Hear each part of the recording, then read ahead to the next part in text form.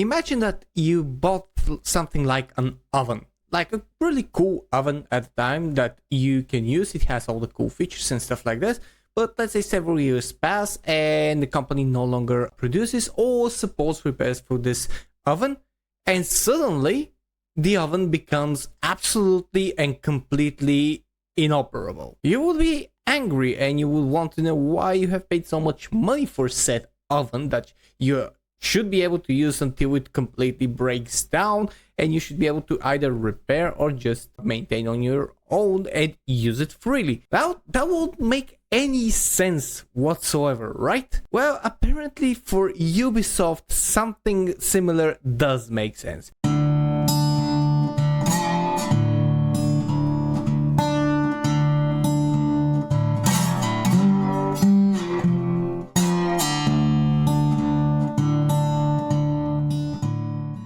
Greetings ladies and gents, my name is Hyozo, the bearded Balkan blabbermouth, and I am discussing, and today we will again be talking about our favorite company in the world, Ubisoft, because they just cannot seem to not fuck up for a single fucking day. They just can't help themselves. It's like it's in their DNA. Ever since the Assassin's Creed Shadows updates and news that have been going on for months and months, pre-release, right after to after release, when other stuff came along, they continued their streak of fucking up and just being exposed an absolutely egregious and abhorrent company that is anti-consumer, anti-employee, and anti-gamers. That's what their motto and what they will ultimately be remembered for the future times. It's already engraved into the image that every single gamer that knows what's happening has for Ubisoft. And today's story is not that different. Once again, Ubisoft was being Ubisoft and doing Ubisoft stuff, and they were sued for it by a lot of people. This is an article from That Park Place, and this article starts off as it is. Ubisoft claims players don't own their video games in explosive ownership lawsuit over racing game The Crew.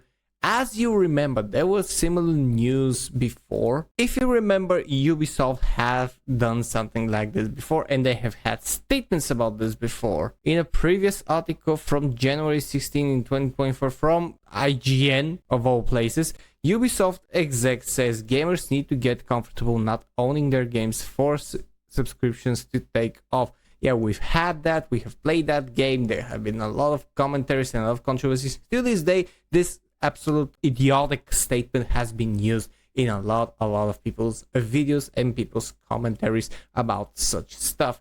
So, with that said, let's go to the article. In a newly uncovered court filing, Ubisoft has stated that players never actually own their copies of the game The Crew, which is a game that I have no knowledge about. I'm not that much into racing games, however, it's apparently a Ubisoft racing games, but instead received a limited license to access the game. Imagine that. You pay for something, you get it either physically or digitally, and you're basically renting it like we used to rent VHS tapes from the videotape store for a day or two. The declaration comes as part of an ongoing Ubisoft game ownership lawsuit filed in California after the company shut down the game service in March of 2024, making it completely unplayable. That actually kind of explains the article that I just read from IGN since January 26. It probably has something to be connected with this, because they probably knew something like this is going to happen and they wanted to give us a heads up and try to manipulate the narrative. I don't know, but I wouldn't put it past Ubisoft at this point. The class action lawsuit, originally filed in November of 2024, claims that Ubisoft failed to clearly disclose the nature of the transaction, selling a full price product while retaining the right to revoke access at any time. In February 2025, Ubisoft filed a motion to dismiss the case. Imagine you are paying for a game on a physical or digital copy. You get the disc and it turns out that you have no ownership of it. You have a tangible thing on you and you basically signed a rental agreement without actually signing it anywhere. That's absolutely idiotic. That is so so egregious, and the fact that the triple A, quadruple A actually company does this, and probably that would prompt, and if not already prompting other big companies to do that, is just an absolute travesty of video game ownership and trust in video game companies as a whole. According to court documents reviewed by Polygon, Ubisoft's legal team stated the reality is that consumers received the benefit of their bargain and were explicitly notified at the time of purchase that they were purchasing a license. But if they purchase a license, they should be able to use that license indefinitely or until the license expires. And I do have a reason why I was saying this. It's a little bit down the article. The filing further claims that Ubisoft allegedly misled purchasers of its video game The Crew into believing that they were purchasing unfettered ownership rights in the game rather than a limited license to access the game. And here we have the terms and conditions portion of what happens when you sign a contract or you purchase something. 99.9999% of people don't read the terms and conditions. That is a fact. I have worked for a mobile company with contracts and contracts for services, and I can tell you for an absolute fact that 99.99 whatever percentage of people do not read or do not read entirely the terms and conditions, and then they have the surprise Pikachu face when something happens. And yes, even in the EU such things are illegal as long as the terms and conditions fall into the parameters that are allowed.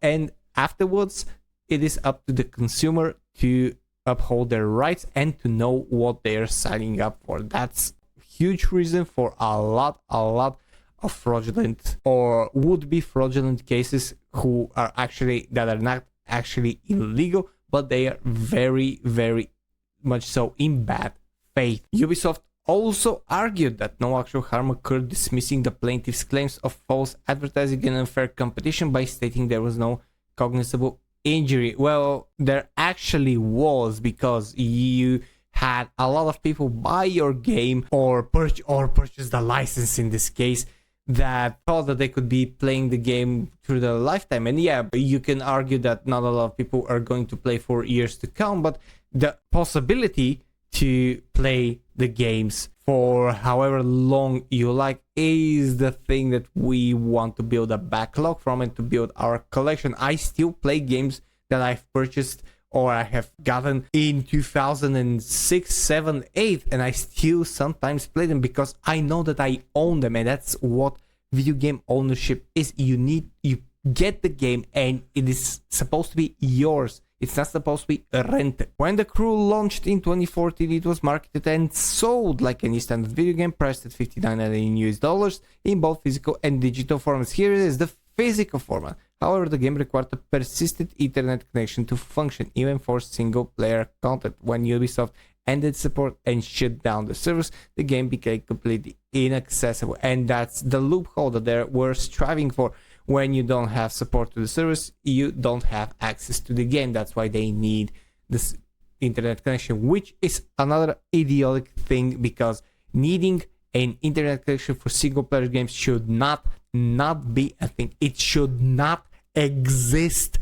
It should not exist in this world. You're playing a single-player game. You don't need internet for single-player games. Yes, you can have the internet to download any patches, any stuff like updates and fixes or whatever, but you do not need the internet to continue playing the game. It's an absolute stupid anti-player, anti-consumer move that has been plaguing the gaming industry for a very long. Needs to fucking stop already. In the remanded complaint filed in March 2025, plaintiffs submitted images of the physical packaging, the activation code listed an expiration date of 2099, and that's where they're gonna get it. That is the portion that they're gonna fucking nail Ubisoft, because you have advertised that it's 2099, year 2099 until the license expires, which technically means that, as the plaintiffs argue, it's a long-term viability license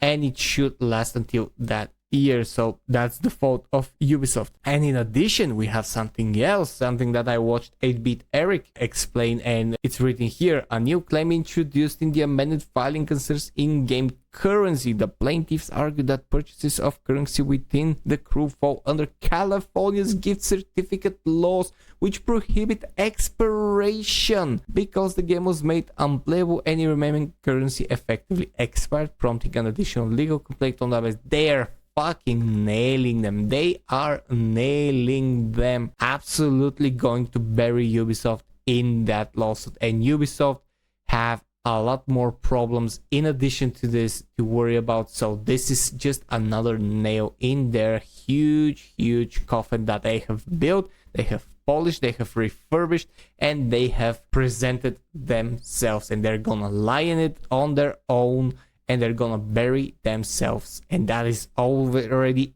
becoming a fact. Ubisoft has until April 29th of 2025 to file its next response to the amended complaints. I don't know what they're gonna file. They're not gonna file anything meaningful.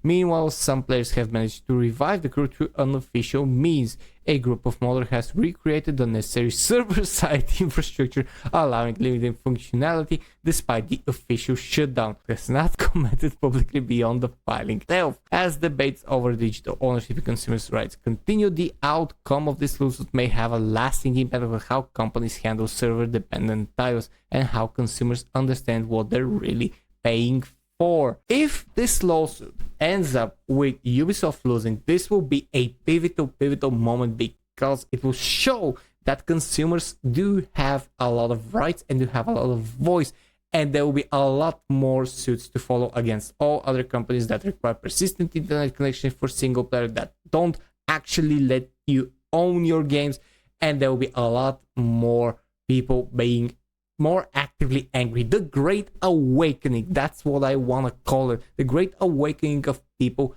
and consumers has begun with video games. Even the normies, the people who don't deal with internet drama, have started to awaken. That is evident by all the failed games.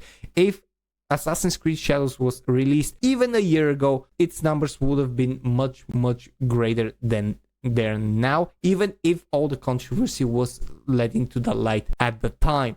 It's just that with all the things that are happening, with all the gamers and the YouTubers and people on different platforms exposing shady company practices, it's apparent that people are no longer blind. They will no longer just simply give their hard-earned money for escapism that can be taken away by companies like Ubisoft at any given time. A stranglehold that these absolute abhorrent pieces of redundant feces called popular video game companies is finally starting to break, and it's not going to last much longer, and I am here for it. And in addition, seems like the modding community is active and is actually providing alternatives that are not necessarily official, and which means that once again, raising the Jolly Roger flag and sailing through the seas is what people will ultimately do, and will get things that otherwise would be hard paid for free and without any restraint from the company. And that's all because the companies are anti-gamer. And the more quickly other video game publishers and developers and studios realize that and turn around and completely change their ways into what they used to be, and what they used to be was gamer oriented. They used to provide for the gamers, not for profit and not for investors. They derive their profits and their winnings from the satisfaction of people like me, of people like you, of everyone who enjoys the games.